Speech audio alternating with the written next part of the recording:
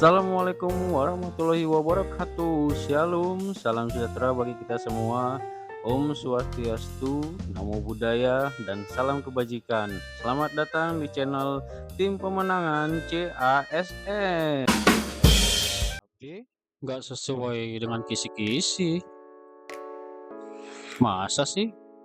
Ya teman-teman, kita masuk ke sesi kali ini ngebahas tentang FR yang bertebaran di media sosial ya teman-teman, yang mengatakan ada yang ngomong gak sesuai kisi-kisi lah, ada yang ngomong banyak keluar di materi khusus, materi umum, atau ada yang ngomong undang-undang. Nah, kita mau ngelihat jadi komen-komen mereka atau FR mereka ya, jadi for real itu maksudnya lebih ke testimoni mereka setelah mereka melakukan ujian. Sebenarnya ini bisa jadi peluang buat teman-teman, karena apa? Karena dari testimoni mereka juga teman-teman bisa belajar ya. Tapi nanti ada pesan yang mau saya sampaikan ke teman-teman di akhir, dan kesimpulannya nanti kita sama-sama mau menyimak satu persatu dulu ya teman-teman. Jadi kita mulai dari salah satu akun ini, tapi kita sensor untuk kakaknya. Mohon izin ya kak, saya posting di YouTube Tim Pemenangan CASN, tapi ini kita sensor namanya. Nah, ini ada di suatu video di media sosial itu yang bertanya ya kak, soalnya ada penalaran atau teori sih, terus dijawab sama akun yang pembuat sosial media, pembuat video tersebut, penalaran dan teori. Kemudian kasih kak, yang udah tes SKB dengan jabatan aspirasi kali pertama boleh ke CFR enggak, di komen di video yang sama ya teman-teman. Saran aja kak, pengalamanku tahun lalu dan tahun ini yang keluar pasti UU dan PP, dan terkait emosi aku belajar dari situ dapat skor 300. Makasih banyak sarannya kak. Nah, yang kemudian ada lagi yang bertanya, ini masih di video yang sama ya teman-teman, kalimatnya serumit TWK kah, UU-nya penalaran atau hafalan itu kak, misalnya pasal dua-duanya sih. Nah, di komen sama pembuat akun, nggak serumit TWK, serius, definisi aja. Duh, apakah formasi apa kemarin ke Siksiar? Nah, ini belum ada tanggapan. Kemudian tahun ini nggak ngambil nasi Paris. Nah, ternyata mereka pembuat YouTube ini dia lebih ambil ke keuangan APBN ya, APBN, dan banyak keluar dari UU undang-undang. Dia nggak ngambil nasi Paris, tapi kalau tahun lalu itu dia UU ya, per PP terkait formasi. Kemudian ini ada lagi di komen selanjutnya, ada Paris artis kebanyakan hafalan, asli susah, serius kak, kakak udah tes dong kak. Nah, ini ada yang mengatakan susah, ada yang menggunakan mudah ya, nggak serumit TWK gitu kan. Kemudian kita lanjut ke komen berikutnya. Iya, kata-katanya kayak ngambang, jadi dikira salah malah ternyata benar. Penalaran kah? Sebenarnya nggak kudu penalaran, ada soal yang bisa jawab nalar, tapi kalau nggak tahu dasarnya. Nah, ini teman-teman, ini poin penting, harus tahu dasarnya, tetap bingung mau jawab apa. Jadi teman-teman, seperti yang saya sampaikan di video sebelumnya, pembahasan soal itu konsep yang utama ya teman, dasarnya, konsepnya, teorinya itu penting. Kemudian ada lagi komen berikutnya, habis SKB sore masih trauma benar-benar soalnya tentang kerjaan yang dilamar. Nah, saya setuju teman-teman tentang kerjaan yang dilamar. Kami dari tim melakukan riset dan peluang muncul soal itu 60-80% itu tentang kerjaan yang dilamar. Ditanya formasi apakah, tapi tidak ada tanggapan ya. Terus ada lagi dari komentar yang lain, kalian yang belum tes belajar yang serius. Nah, ini tanda seru, tanda huruf besar. Kalau bisa serap semua UU, PMK, PP, dan lain-lain lah, sensor. Nah, pikir SKB adalah maut Israel. Kemudian di komen lagi, kirain soal aku doang, aneh, kayak nggak niat buat soal. Nah, maaf, ini tidak ada ini. Jadi yang poin pentingnya di sini belajar yang serius. Nah, teman-teman, ini bisa kita ambil positifnya, belajar yang serius. Kemudian kalau bisa serap semua UU, nanti kita bahas ya apakah benar semua UU, PMK, PP itu harus diserap. Nah, SKB soalnya dari instansi pembina jabatan yang dilamar, contoh arsiparis dari ANRI, penata dari BSSN, benar lagi. Kemudian nah, ini lanjut di video yang sama, masih di video yang sama, lalu semuanya aku juga SKB hari pertama, tetapi sama sekali nggak ada penalaran ya. Semua soal dan opsi jawabannya singkat dan sumbernya dari undang-undang, dan yang keluar sesuai kisi-kisi. BTW aku jenjang D3, aku belajar banget di undang-undang dan alhamdulillah dapat skor 38. Nah, ini untuk kakaknya mengambil di arsiparis terampil, instansinya Kementan, kisi-kisinya banyak keluar, kemampuan umum ada khusus, dia berpendapat khusus ya teman-teman. Arsiparis terampil itu ada beberapa terampil, ada berinstansi. Sebenarnya arsiparis itu ada banyak ya teman-teman, di banyak instansi itu banyak membutuhkan untuk arsiparis terampil dan arsiparis ahli. Materinya sama nggak Kak? Soalnya aku ngambil arsiparis ahli. Nah ini kita bahas arsiparis itu kan kayak ada dua ya, ahli itu dari lulusan sarjana S1 atau diploma D4, bidang kearsipan atau bidang ilmu lain yang ditentukan oleh instansi pembina. Kemudian arsiparis terampil lulusan D3 di bidang kearsipan atau bidang lain yang ditentukan. Nah, pembuat konten ini lulusan S2, formasi dosen asisten ahli Kemendikbud. Jadi kalau dari komen-komenan ini banyak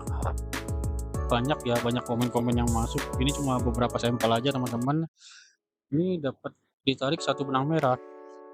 Ternyata yang S2 itu lebih banyak penalaran, tapi ini hanya prediksi ya teman-teman, lebih ke prediksi dari kami tim, sama-sama kami mengambil riset, bisa dibilang ini bukan kesimpulan juga sih teman-teman, karena ini mungkin masukan buat teman-teman ya. Kalau untuk lulusan S2, S1 itu lebih banyak ke penalaran. Kemudian kalau untuk D3 itu lebih banyak undang-undang yang dibutuhkan untuk materinya, perkaya pengetahuan mengenai undang-undang. Itu lebih sering keluar dari instansi lain juga. Baca arsiparis ahli itu banyak komentar-komentar yang kami tarik benang merahnya, bahwa di situ dikatakan, mereka berkomentar, aku nggak ada tuh kalau undang-undang. Ternyata kami selidiki dia mengambil di jurusan jenjang D3. Ada yang komen juga, aku banyak penalaran. Nah, ternyata di S1. Dan satu lagi poin penting, S1 juga itu kan banyak jurusan ya teman-teman, kayak misalnya hukum ya tentu dengan undang-undang karena dia selaras dengan undang-undang. Jadi ada juga komentar yang berkaitan dengan hukum. Nah, ini nggak berlaku buat formasiku full undang-undang, sampai baca materi 1, 2, 3, 1 diulang lagi. Nah, dia lebih banyak undang-undang karena apa? Dia lebih ke hukum, jurusan hukum. Ini juga analisis kebijakan. Jangan baca undang-undang, berbanyak studi kasus. Nah, berbeda teman-teman. Jadi intinya lebih perbanyak, kuasai materi. Kalau kebanyakan di sini memang komentarnya banyak yang keluar dari materi khusus ya teman-teman, karena memang menjurus ke jurusan atau bidang yang akan kita kerjakan. Jadi sebenarnya ini kan tes seleksi kompetensi bidang ya teman-teman. Jadi bidang apa yang mau kita ambil, bidang itulah yang kita perkuat apa dasarnya untuk mengerjakan atau melakukan pekerjaan tersebut. Ini ada juga ya komentar kalau bidang itu lebih ke poin undang-undang kalau di formasi hukum, kalau formasi yang lain lebih ke penalaran. Jadi nggak ada salahnya teman-teman kuasai keduanya, tetapi tonjolkan salah satu ini hanya saran ya teman-teman, jangan juga teman-teman jadikan patokan, tapi kita ini sharing sama-sama aja dari hasil komentar yang udah ujian dan memberikan FR-nya. Dan satu lagi poin yang paling penting itu soal itu sangat banyak sekali yang dibuat oleh panitia penyelenggara untuk seleksi CPNS ini.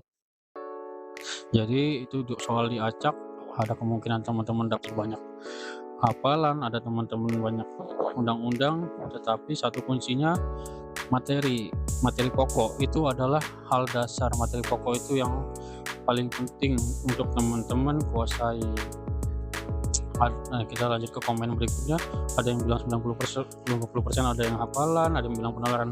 Ini gue harus percaya yang mana? Nah, dijawab sama pembuat soal, yang ditanya harus sesuai instansi dulu Kak, baru bisa nyambung. Bener, ini setuju ya, sesuai instansi. Jadi nggak semua instansi hafalan dan nggak semua instansi juga undang-undang. Kalau berdasarkan dari komentar teman-teman yang sudah terlebih dahulu melakukan ujian. Ini ada konten lain. Maksudnya daripada hafalan pasal dan isinya. Iya benar, karena saya tes kemarin benar-benar nggak ada satupun soal yang bahas undang-undang. Nggak ada yang bahas undang-undang, tapi teman yang membuat video ini ternyata dia S2 ya teman-teman, S2 dan untuk membuat dosen ahli. Nah, dia komentar lagi untuk jabatannya dosen asisten ahli. Kemudian Ada yang berpendapat materi soal-soal studi kasus berasal dari regulasi, perundangan, kebijakan pemerintah, peserta diminta memahami mendalami nalar regulasi, perundangan maupun kebijakan. Mantap. Nah, ini ada lagi alarm nih, hati-hati dengan efek gas. Saya sengaja masukin di sini teman-teman alarm. Nggak semua formasi nalar, jadi persiapkan aja diri ini. Nah, hati-hati dengan FR. Kenapa hati-hati? Kalian teman-teman kalau mencari FR juga, menurut saya jangan terlalu general, jangan terlalu umum. Jadi kalau ada FR belum tentu itu informasi yang sama dengan kalian. Jangan telan mentah-mentah informasi tersebut. Apa yang disampaikan melalui video jangan ditelan mentah-mentah, tapi harus dipikirkan kembali. Formasi apa kira-kira yang dibuat oleh pembuat video, yang diambil oleh pembuat video. Jadi kalau formasinya tidak sama dengan kita, ya jangan terlalu diambil pusing. Dan kalau menurut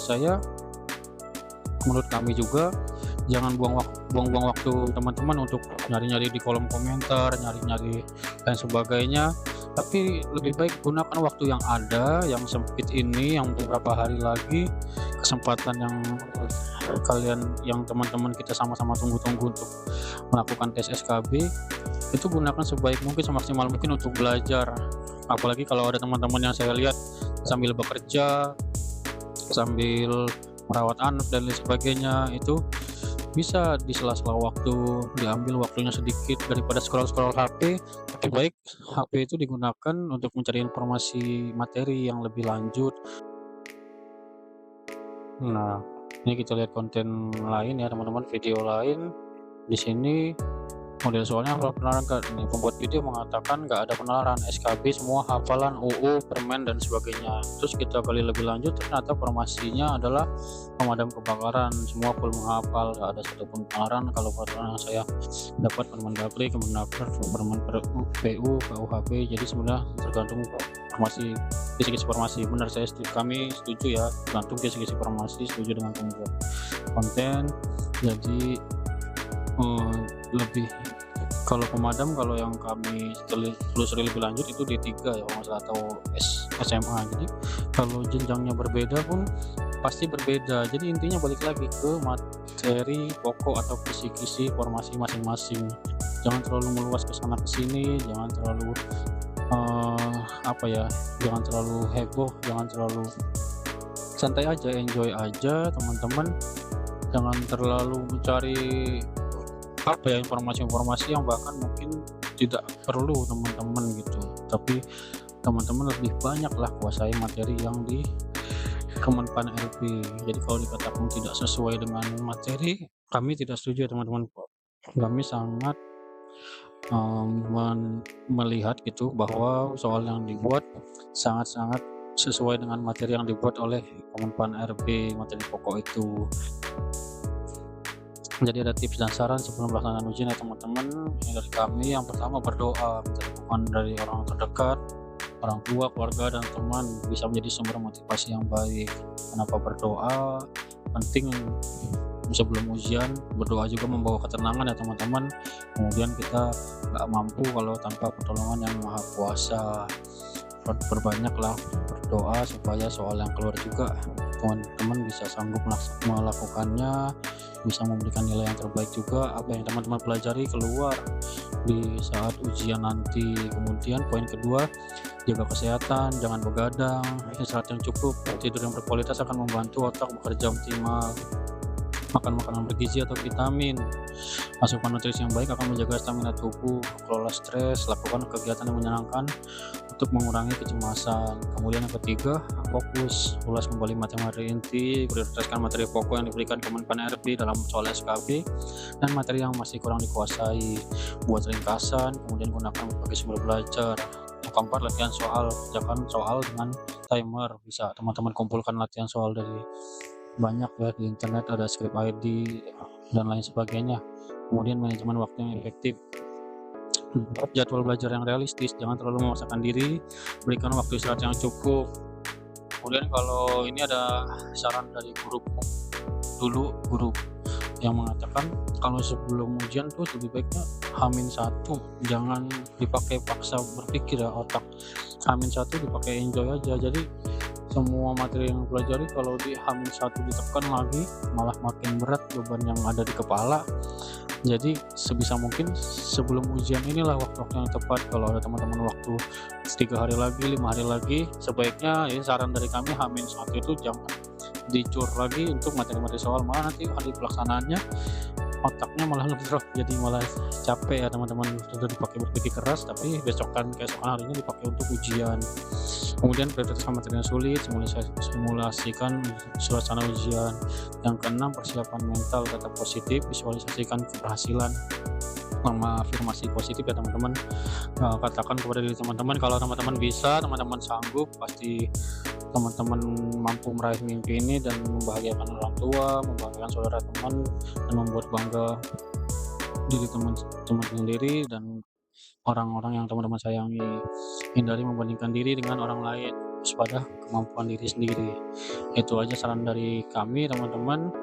Jadi kita sampai di satu kesimpulan bahwa materi itu sudah sesuai, materi pokok sudah sesuai dengan instansi masing-masing. Strateginya lebih kepada jenjang teman-teman itu kan berbeda, walaupun sama-sama tadi kita bahas arsiparis, belum tentu arsiparis sama dengan arsiparis yang lain. Arsiparis ahli dengan arsiparis terampil itu jenjang saja sudah berbeda, dan nanti pada waktu bekerja pun di pemerintahan pasti berbeda tugas pokoknya.